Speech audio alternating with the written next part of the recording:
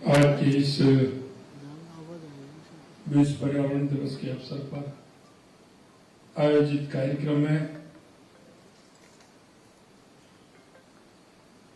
हमारे मुख्य सचिव,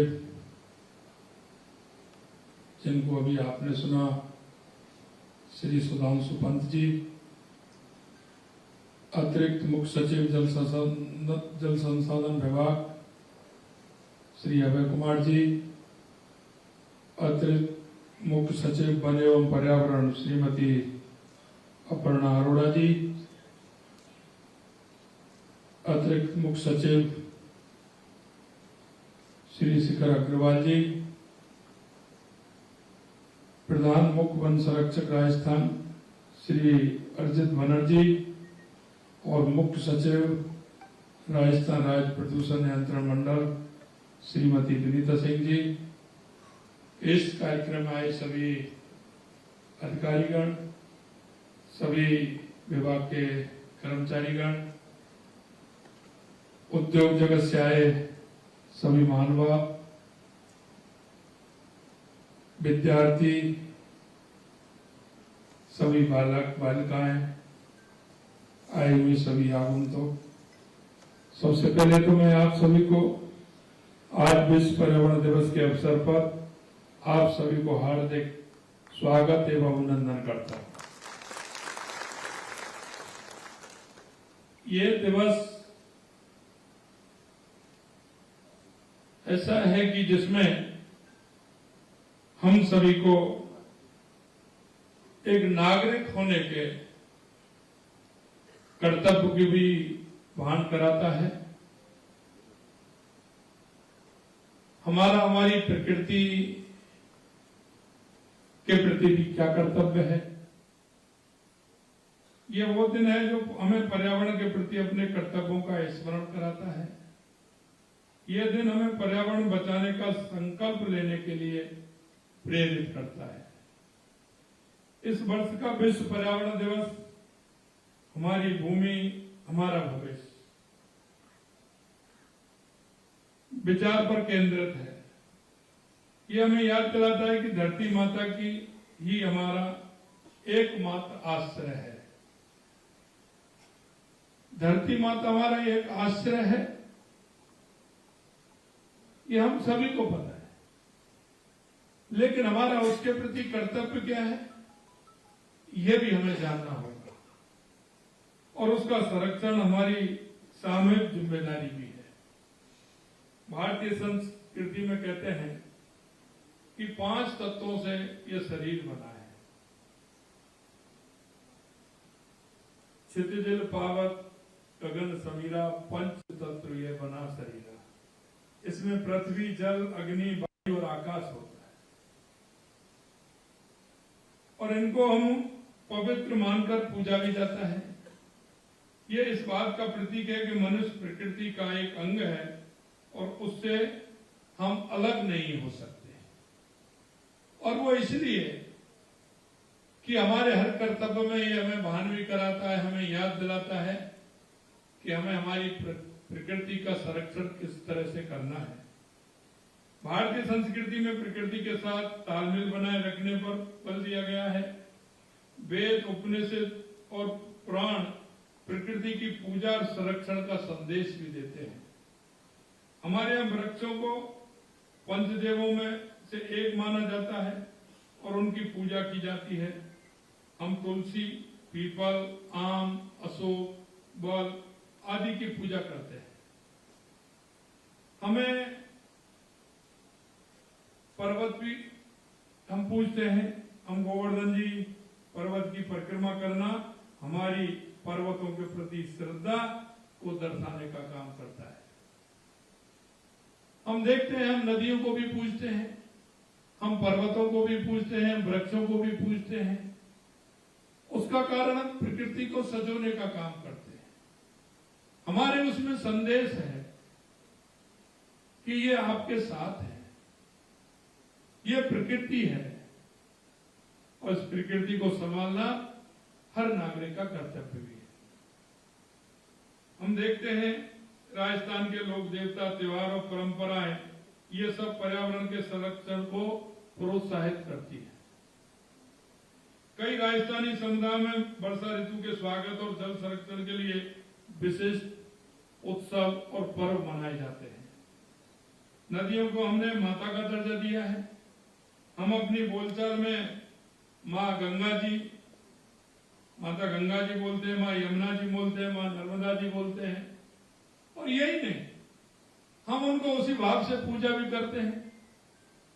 हम उनका संरक्षण भी करते हैं। हम उनके प्रति सम्मान प्रकट भी करते हैं।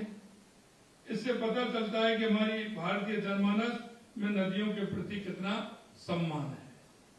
यही नहीं, राजस्थान वह धरा है जहां लोगों ने पर्यावरण की रक्षा के लिए अपना सर्वोच्च बलिदान भी दिया है।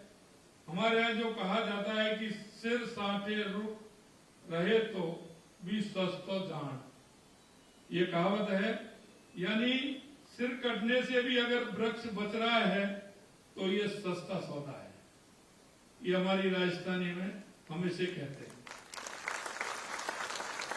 और आपने देखा होगा, पेड़ों को बचाने के लिए मां अमृता देवी ने अपने प्रियजनों सहित सैकड़ों ऐसे अपनी बेटियों सहित अपने को आहुति देने वाली मां अमृता देवी ने अपने पर्यावरण के लिए और वृक्ष बचाने के लिए कितना बड़ा बलिदान दिया है, वो राजस्थान की धरती की थी। मैं आपसे इतना कहना चाहता हूं, ये मिसाल दुनिया में कहीं और नहीं मिलेगी, ये सिर्फ भारत में ही मिलेगी। क्योंकि हमारी संस्कृति, हमारा विचार हमें यही सिखाता है। राजस्थान अपनी समृद्धि, संस्कृति और विरासत के साथ विविध परिस्थितियों की तंत्रों के लिए भी जाना जाता है।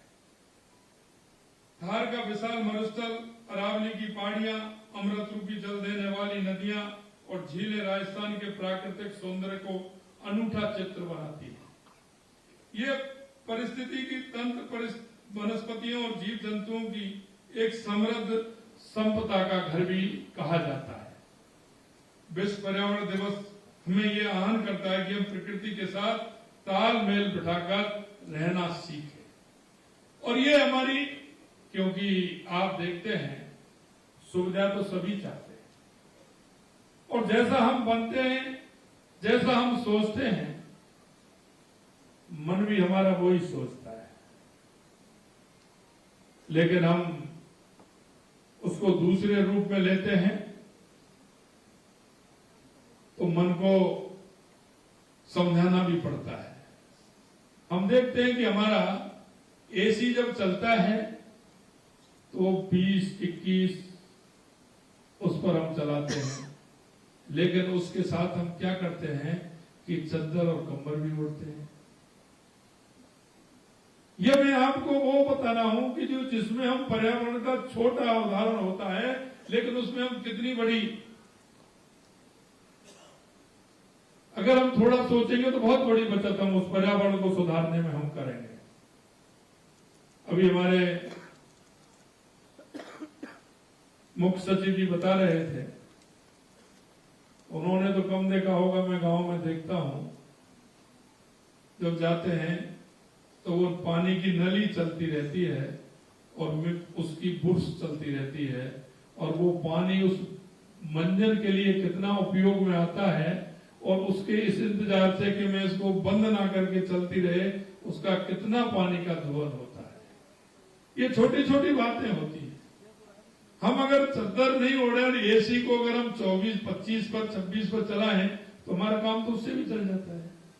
लेकिन अगले वाले को वो कितनी गर्मी दे रहा है, हमारे इस पर वायुमंडल पर कितना असर कर रहा है, यह हमें सोचना चाहिए। हमें यह समझना होगा कि प्रकृति के साथ संघर्ष नहीं बल्कि सहयोग करके ही हम अपने भविष्य को सुरक्षित कर सकते हैं। राजस्थान सरकार पर्यावरण संरक्षण के लिए प्रतिबद्ध है। हमने इसके लिए कई महत्वपूर्ण पहल शुरू की है। राज्य ने हाल ही में गर्मी का भीषण दौर देखा है। इससे स्पष्ट है कि जलवायु परिवर्तन से पैदा हो रही चुनौतियों से निपटने के लिए हम सबको मिलकर के तत्काल और प्रभावी कदम उठाने होंगे। जिससे कि प्रदूषण नियंत्रण के साथ साथ वृक्षारोपण, जल संरक्षण अत्यंत आवश्यक है। राजस्थान में पानी को लेकर एक कहावत है जो आप सबने सुनी होगी, घी लुढ़िया म्हारा की नी जासी, पानी ढुलिया म्हारो जी भले। यानी कि घी अगर चला जाए तो हमें कोई दिक्कत नहीं, लेकिन पानी ज्यादा है तो परेशानी होती है। ये कहावत भी राजस्थान के अंदर है। राजस्थान जैसे सूखे प्रदेश में जल एक अमूल्य संसाधन है। इसे बचाने के लिए हमारी सरकार कई कार्यक्रम चला रही है। रेगिस्तान होने के कारण राजस्थान में जल का सदैव महत्व रहा है। यह परंपरा जल संग्रहण तकनीकी जैसे बावड़ियां, तालाब, कुंड सदियों से पानी को सजोने में कारगर साबित हुई है। हमने जल संरक्षण के लिए मुख्यमंत्री जल स्वावलंबन अभियान 20 शुरू किया है। इसके तहत इस वर्ष लगभग 3,500 करोड़ रुपए की राशि व्यय कर लगभग 1,10,000 वाटर हार्वेस्टिंग स्ट्रक्चर्स बनाए जा रहे हैं। इस अभियान के तहत वर्षा जल के संरक्षण का अधिक से अधिक फायदा स्थानीय स्तर पर लोगों को मिल सकेगा। आज विश्व पर्यावरण दिवस के अवसर पर मैं राज्य में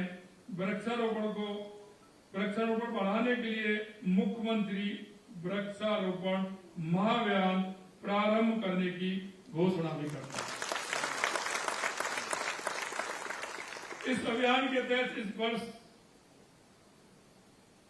वर्षा काल में 7 करोड़ पौधे लगाए जाएंगे। इन पौधों में लगभग 3 करोड़ पौधे विभिन्न राजकीय भूमियों पर, 1 करोड़ पौधे ओरण, चारागाह एवं गोचर भूमि पर लगाए जाएंगे। साथ ही लगभग 3 करोड़ पौधे लोगों को अपने घरों, खेतों आदि में लगाने के लिए रियायती दरों पर वितरित किए जाएंगे। आज हमें सभी को ये भी करना होगा कि हमें कुछ प्रण भी लेना होगा कि हम पर्यावरण के लिए हम पौधे लगाएं, उनका संरक्षण भी करें। क्योंकि आप देखते हैं एक पौधा अगर लगता है तो कल्पना करिए उस पौधे को कितने लोगों को लाभ होता है। एक पौधा लगाया हुआ कितने सालों तक वो चलता है, उसमें जीव जंतु से लेकर के कितना फायदा देता है, वो कितने लोगों को ऑक्सीजन देने का भी काम करता है, हमारे पर्यावरण को सुधारने का काम करता है। मित्रों, मैं इतना कहना चाहता हूं, इस प्रकृति को संवारने के लिए, पर्यावरण को संभालने के लिए हम सभी की जिम्मेदारी है। और ये जिम्मेदारी इसलिए है कि हम जाने अनजाने में भी कई बातों को हम करते हैं, लेकिन ये छोटी छोटी बातें। कभी हम देखते हैं बिजली, पानी, इनका बचाना भी उत्पादन है। पानी को बचाना है तो आगे वाली पीढ़ी को हमें पानी देना है। अगर हमें बिजली को बचाना है तो ये मानिए कि बिजली का भी हमें उत्पादन करना है। कभी कभी हम देखते हैं कि हम ध्यान ही नहीं देते, और विशेषकर वो ध्यान नहीं देते जिनको बिल भरने का पता नहीं होता है। कई लोग ध्यान देते हैं जिनको पता होता है, वो बिल से संबंध नहीं होता है, लेकिन उस बिजली को बचाने को, दूसरे को उसका लाभ मिले, मेरे पड़ोसी को भी लाभ मिले, किसी व्यक्ति को लाभ मिले, ये भी हमें सोचना पड़ेगा।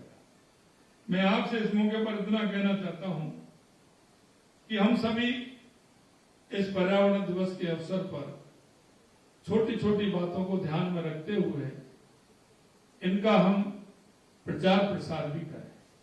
आपने देखा होगा 2014 से पहले स्वच्छता की कौन बात करता था, लेकिन आज स्वच्छता का माननीय यशस्वी प्रधानमंत्री नरेंद्र मोदी जी ने स्वच्छता का अभियान चलाया। स्वयं ने स्टार्ट किया। आज आप देखते हैं, आप गाड़ी में जाते होंगे और कहीं गलती करते होंगे तो छोटे छोटे बच्चे भी टोक देते हैं, कहते हैं कि नहीं इसको बाहर मत फेंकिए। ये कितना बड़ा परिवर्तन हुआ है। हम सभी सोचते हैं, पहले घरों में कोई नहीं रखता था, अब गीला सूखा का अलग अलग हम उसका रखने लग गए हैं, जिससे कि किसी भी प्रकार से दिक्कत नहीं हो। तो मैं आपसे यही कहना चाहता हूं, पर्यावरण दिवस को भी हम उसी रूप में लें। हमें छोटी छोटी बातों को हम टोकेंगे, किसी से भी अगर हम टोकेंगे तो निश्चित रूप से उसके जहन में आएगा। हम छोटों को भी टोक सकते हैं, बड़ों को भी हम निवेदन कर सकते हैं कि ऐसा करेंगे तो हमारे पर्यावरण में सुधार होगा। आगे आने वाली पीढ़ी का भी हम ध्यान रखें, क्योंकि ये प्रकृति है, ये धरती माँ का अगर हम संरक्षण करेंगे तो ये हमारा भी संरक्षण करेगी, आने वाली पीढ़ी का भी संरक्षण करेगी। मैं आज के इस मौके पर मंडल द्वारा एयर क्वालिटी मॉनिटरिंग तंत्र को मजबूत करने, नई लैब की स्थापना, लैबों की गुणवत्ता में सुधार, टेक्नोलॉजी के अधिक उपयोग के साथ साथ बहुत ही अल्प अवधि में खाली पदों को भरने की जो कार्रवाई की है, उससे भी निश्चित रूप से कार्य प्रणाली में व्यापक सुधार हुआ है। मंडल कंसेंट एप्लीकेशन को प्रोसेस करने के लिए इस्तेमाल हो रहे सॉफ्टवेयर में व्यापक बदलाव कर रहा है। इसके पूरे होने पर उद्यमियों को ज्यादा सुविधाएं मिलेंगी और बेहतर मॉनिटरिंग भी संभव हो सकेगी। मैं आशा करता हूं कि आज जयपुर के लिए शुरू किए जा रहे weather and pollution forecasting system को अन्य शहरों में लागू किया जाएगा। मंडल द्वारा हाल ही में शुरू की गई एनवायरमेंट ऑडिट स्कीम को प्रभावी ढंग से क्रियान्वित कर प्रदूषण नियंत्रण के क्षेत्र में किए जा रहे प्रयोग का अधिक से अधिक फायदा लेने के प्रयास किए जाएंगे। हमारी सरकार नवीकरणीय ऊर्जा स्रोतों को बढ़ावा दे रही है। हमने 28,500 मेगावाट क्षमता की अक्षय ऊर्जा परियोजना के लिए केंद्र सरकार के उपक्रमों के साथ MOU किए हैं। माननीय प्रधानमंत्री जी ने अक्षय ऊर्जा को जन जन से जोड़ते हुए PM सूर्य घर मुफ्त बिजली योजना शुरू की है। राजस्थान में सौर ऊर्जा की अपार संभावना है। इस योजना का प्रदेशवासियों को ज्यादा से ज्यादा लाभ मिले, इसलिए 5 लाख से अधिक घरों पर सोलर प्लांट स्थापित किए जाएंगे। इन परिवारों को हर महीने 300 यूनिट बिजली मुफ्त मिल सकेगी। प्रदूषण रहित आवागमन की सुविधा के लिए हम जयपुर, जोधपुर, उदयपुर, कोटा जैसे बड़े शहरों के लिए 500 इलेक्ट्रिक बस उपलब्ध करवा रहे हैं, जिससे कि प्रदूषण नहीं है। केंद्र सरकार द्वारा जलवायु परिवर्तन से निपटने तथा पर्यावरण संरक्षण के लिए एक रोड मैप तैयार किया है। पिछले 10 वर्षों में ग्रीन हाइड्रोजन मिशन, प्राकृतिक खेती के प्रयासों, हरित और स्वच्छ ऊर्जा पर फोकस जैसी विभिन्न पहल शुरू की गई है। प्रधानमंत्री जी ने 2018 में मनाए गए विश्व पर्यावरण दिवस पर प्लास्टिक समाधान का वैश्विक आह्वान किया था। इस आह्वान के अनुरूप भारत ने 2022 में चिन्हित एकल उपयोग वाली प्लास्टिक वस्तुओं के निर्माण, आयात, भंडारण, वितरण, बिक्री, उपयोग पर प्रतिबंध लगाया है। प्रधानमंत्री द्वारा शुरू किया गया मिशन लाइफ एक वैश्विक जन आंदोलन बन गया है। पर्यावरण बचाने के लिए जो वैश्विक पहल की जा रही है, उसमें केंद्र और राज्य सरकार अपना भरपूर योगदान दे रही है। UN की सतत विकास लक्ष्यों को हासिल करने के क्रम में फ्यूल में 20% इथेनॉल मिश्रण का लक्ष्य 2030 तक पूरा किया जाना था, लेकिन अब केंद्र में हमारी सरकार इसे 2025-26 में ही हासिल करने जा रही है। मोदी जी के नेतृत्व में भारत 2070 का नेट जीरो लक्ष्य समय सीमा से पहले हासिल कर लेगा। पर्यावरण संरक्षण हम सभी की साझा जिम्मेदारी है। प्रत्येक व्यक्ति अपने दैनिक जीवन में छोटे छोटे बदलाव लाकर पर्यावरण बचाने में योगदान दे सकता है। पानी की बर्बादी रोकें, वर्षा जल संचयन को अपनाएं, बिजली का दुरुपयोग रोकें, एलईडी बल्बों का उपयोग करें और जहां संभव हो सौर ऊर्जा का उपयोग करें। अपने घरों और आसपास के क्षेत्रों में अधिक से अधिक पेड़ लगाएं, पेड़ों को काटने से भी बचाएं। प्लास्टिक के थैलों के उपयोग से बचें, कपड़े के थैलों को अपनाएं, कचरे को इधर उधर ना फेंकें बल्कि कचरे को अलग अलग डिब्बों में जमा करें, उसका सही निस्तारण भी करें। आज इस महत्वपूर्ण दिवस पर हमें पर्यावरण संरक्षण के प्रति जागरूकता लाने और आने वाली पीढ़ी के लिए एक स्वच्छ सुरक्षित धरोहर सौंपने का संकल्प लेना चाहिए, जिससे हमारा इस धरती माँ का हम जो उसका प्रकृति का संरक्षण है उसे सजोने का हम काम करें। मैं आपसे इतना ही कहना चाहता हूं कि आज जिस तरह से आप देख रहे हैं हमारे पहाड़े कम हो रहे हैं, पहाड़ों का दोहन हो रहा है, नदियां हमारी धीरे धीरे सिकुड़ रही हैं। हमारा पर्यावरण एक तरह से हम देखें तो ये हमारे लिए चुनौती है और ये हम सबके लिए जीवनदायिनी भी है। हम हमारे जीवन के लिए, आने वाली पीढ़ी के जीवन के लिए हमें पर्यावरण को ध्यान में रखते हुए इन छोटी छोटी बातों को ध्यान में रखें और आगे हम निश्चित रूप से कह सकते हैं कि अगर हमारा दृढ़ संकल्प होगा तो पर्यावरण को सही करने में, पर्यावरण को ठीक प्रकार से करने में हम सभी का बहुत बड़ा योगदान रहेगा। इस मौके पर मैं आप सभी से इतना ही कहना चाहता हूं। आप सभी को बहुत बहुत धन्यवाद। नमस्कार, जय हिंद, जय भारत।